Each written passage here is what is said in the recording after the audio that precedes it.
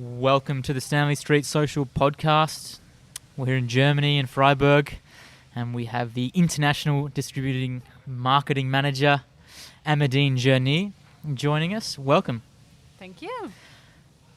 What's your background? How are you now working with Cannondale? What have you been doing before this? So it's about 4 years, a little bit more that I have been working for Cannondale now.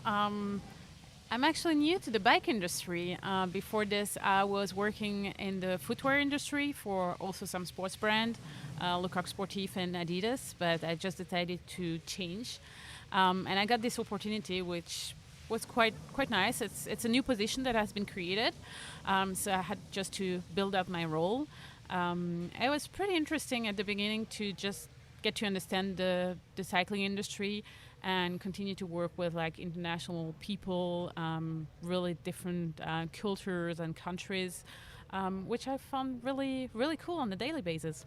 So what is your role on a daily basis? What do you do? So basically, I'm really doing the link between the global Cannondale marketing team and our distributor marketing team in each country we're working with.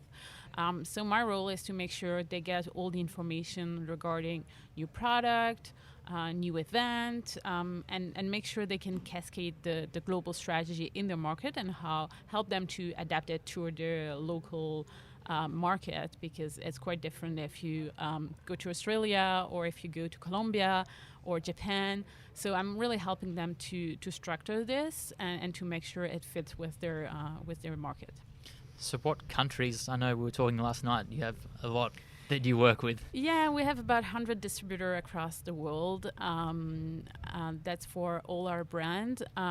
It's going from Australia on one side to Latin America, Eastern Europe, Southeast Asia, Russia. Mm-hmm. That's quite different people to work with, but it's really good. And what's the biggest market that you've found since you've been working with the company that drives the most sales? Our biggest distributor is actually in Russia. It might sound weird because you don't think about Russia as a cycling country, but that's our biggest distributor. Australia is coming just after. Really good. A good market would it be for road or mountain bike. And then Eastern Europe, we have some good distributor as well as obviously in Latin America, like Colombia. It's a big cycling market as well for us. And what's the biggest potential market that you've seen? There are a few ones actually, more smaller countries. Indonesia is one that we are looking for some growth. There are also some distributors that you would not expect, like Tahiti. Yeah. It's quite a good distributor. They are like ordering quite a lot of bikes because actually they're working a lot with like rental and hotel and this kind of business. But sometimes it's quite surprising to see some business like this, like in really like small countries. What's your day-to-day kind of operations? What do you do? Is it just a lot of emails, linking people? It's a lot of emails, yeah. Just like getting everybody the information they need. A lot of people are getting back questions to me. So basically, I'm based in Europe, which make it easy to work with all the countries in the world. Yeah. So in the morning, working with Asia mainly, even Australia early morning. Most challenging is New Zealand, actually. Yeah, that's a long way away. A long way away. Then obviously like Eastern Europe, like all day long, and in the afternoon with Latin America and our headquarters in the US. But yeah, it's a lot about email, coordinating some stuff, and then getting to organize a few events as well. Yeah. The product launches, getting to invite the journalists, coordinate with the distributor, and we also have one big event in March in Taiwan, where we present our full new range to all our distributors and our subsidiaries, and that's the show we are running. So trying to coordinate this with my colleagues in Taiwan as well. With this role, do you get to travel a lot? I got a few times a year? Yeah, a little bit, yeah. Taiwan a few times, usually 1 or 2 times a year. Especially for this event I just talked about, going to the US, to our headquarters to work with the global team, because it's nice to have technology like Skype to work all together, but I think face-to-face is quite important. So I'm usually going 2 to 3 times a year to the US. Then the product launches mainly in Europe.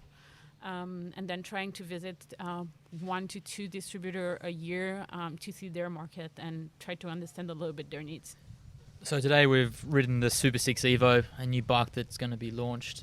Obviously, when this is released, this podcast, the bike will already be launched. But a new bike like this, what are the challenges that arise for you when there is a new product to go? They're like, I would say, I mean, we're lucky we have great product. We have a great product team, great engineers. So usually each time we're launching a bike, we're getting great feedback about it. The challenges on the international level is to make sure each market is getting what they need in terms of model, because it might be quite different market to market. So we are making the full range available to all our distributors, and then they can actually pick what they need. But it can happen sometimes they didn't see a trend or they missed something, and that's quite a challenge for us afterwards. So we have to find a way to work with our factory or our warehouses to find them a few pieces that they can sell. Is that a big problem when something like this happens? Everyone's trying to sort things. Yeah, we're trying to play a puzzle and try to take a bike here, put a bike there.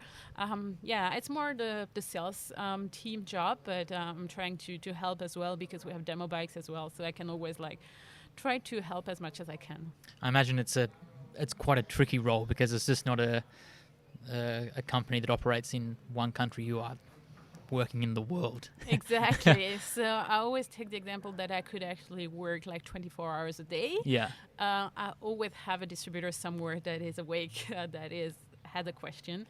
It's tricky. It's different culture as well, different way to talk to people. Mm-hmm. You are not talking to Japanese people the same way you are talking to Colombian people. Yeah.